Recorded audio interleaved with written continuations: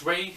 Welcome to my channel, Metal Heart. If you're new to my channel, please check out my other videos. Today I'm going to be talking about Annihilator.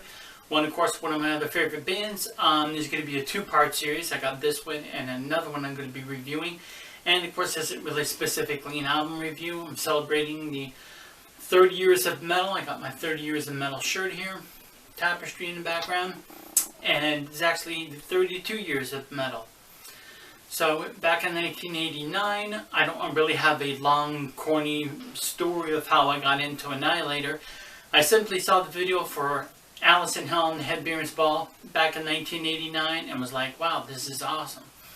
It was a really cool video. It was kind of comical in ways, because at first, you know, it seems like it's going to be like a really scary kind of song and horror story kind of thing and video. And of course, watching it, there's a couple of just funny, cute, quirky moments in there with, you know, with the Raggedy Ann dolls and, you know, Alice and everything. But I love the song. It's an epic song.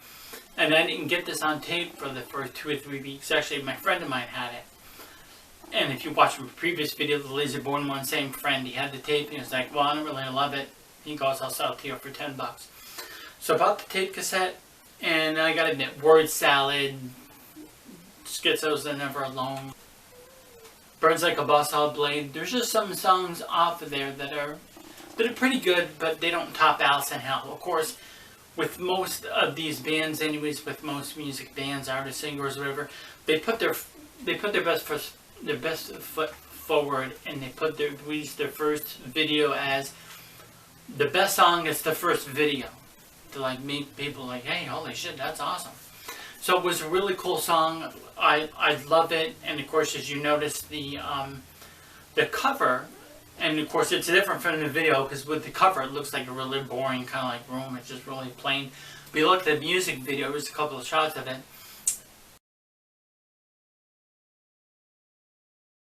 Some kind of like mansion, like it's a nice big place, or it takes place long ago. And of course, from John Bates himself, he was mentioned in another video, not on YouTube, but he says, no, I wrote most of the lyrics for this song, and he says it's not a true story. I don't know why they put that thing up there in the beginning, but you know, when you're first watching it and you think, oh wow, this is a true story, and you know, Montreal. And of course, I also did some research and it shows this, and then of course the video shows that like nice cool mansion thing. So the video was kind of funny, and that's what I was going to say. I did my research, of course, because I wanted to find out more about this album, but I noticed a lot of questions were popping up, and what I was asking and thinking too, who is that girl? Who's the girl on the cover? Who is the girl in that music video? I don't know. I couldn't find anything out about it. Okay, so in 1990, Never Neverland came out. Like that guy's name? Kobum Far. Sorry, I had to look at the card because I don't know how to pronounce that guy's name. But he's the ex-Omen singer. Was I into Omen and knew about Omen? Kind of, but not really. I didn't really know who they were. So Never Neverland is good. I bought that. Stonewall, Never Neverland. There's some cool songs off it. I liked it. They got a new singer. It was like to see Randy Rampage go. I mean, I liked his voice. Like I said, the song Alice in Hell is epic. Never Neverland was kind of a better album.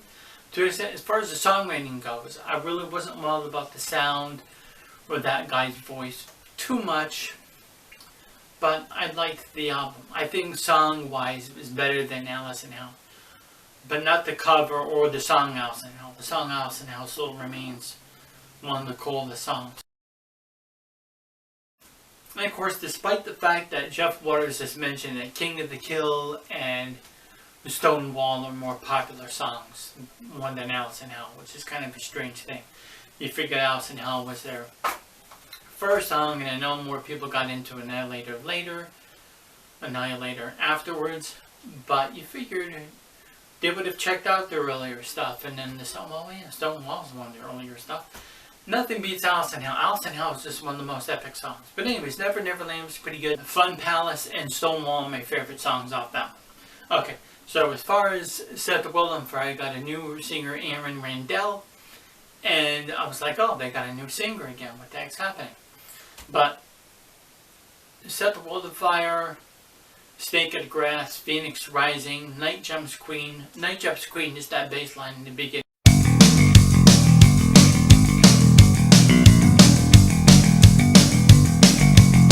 Brain Dance and No Zone, Bats and Belfry.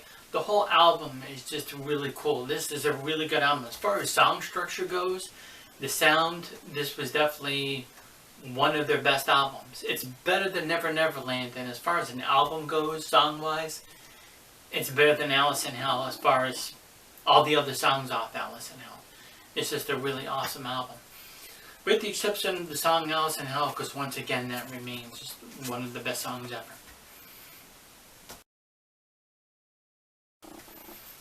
So I thought Night Jumps Queen was a really cool, epic song. I mean, it's just such a wicked piece.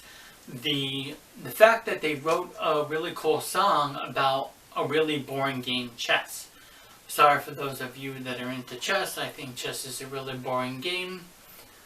But they wrote this like epic song about it. And of course I said jokingly to people and to my wife, well, since Annihilator writes some of these like really cool epic songs about boring games, and since curling is a Canadian game, sorry Canadians, but curling is a corny, boring game, Annihilator should write a song about that.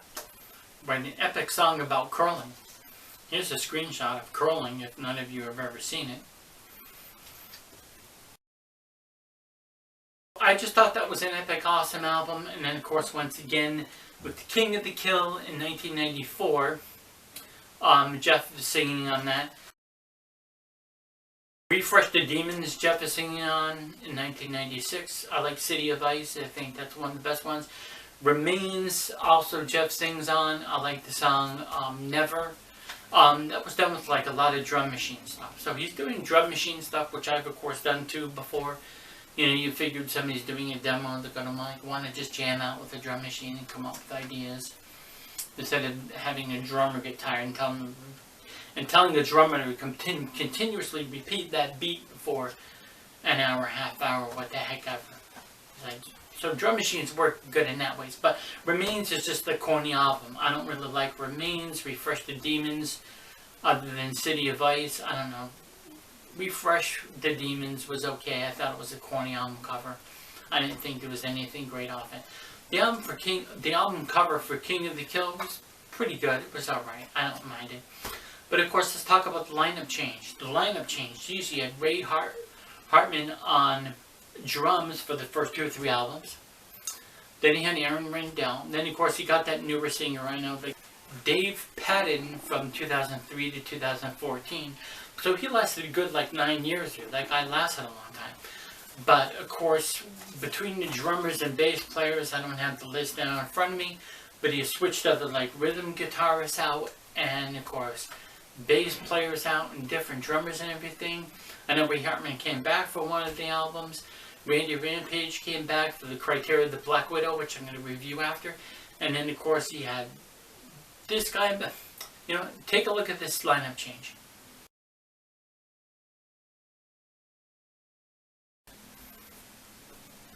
You see that and you think, geez, but that guy's Jeff Waters doing. But of course you hear all these different stories. Oh, he's an egomaniac. He's difficult to work with. Oh, he's a jerk in the studio. He's a perfectionist. All this other stuff. But from what Jeff Waters has said, that sometimes that these guys just go on to different things and other things. I mean, geez, Randy Rampage left to go back to Vancouver for this management position of this on this dock, which was just a little odd and messed up. And these other guys, of course, if they're leaving the band to go on to other musical projects, well, I've looked up some of the stuff, and none of the music projects weren't any bigger than Annihilator. You figured they would have stayed in Annihilator. You know, or would it made sense for them to stay in Annihilator and then to be on like several of the albums? Like I said, that one singer guy, he stayed on several of the albums. He was on several of the albums, and he lasted for quite a number of years. Well, so that was good. I don't know what he's doing now, solo career, what the heck have you. I wasn't really wild about that guy's voice. I'm going to talk about the later stuff and Criteria of the Black Widow in my next video. I'm going to try to cut this one short. And of course, it's not going to be short. It's going to be another 10-12 minute video. But anyways, Alice in Hell, Never Neverland, Set the World on Fire. King of the Kill, Refresh the Demons, Remains were all good albums. It was the first like good 10 years or 9 years there of Annihilator. Nothing beats Alice in Hell. I love this album cover. I keep saying that. I gotta go on to another subject. Annihilator is just...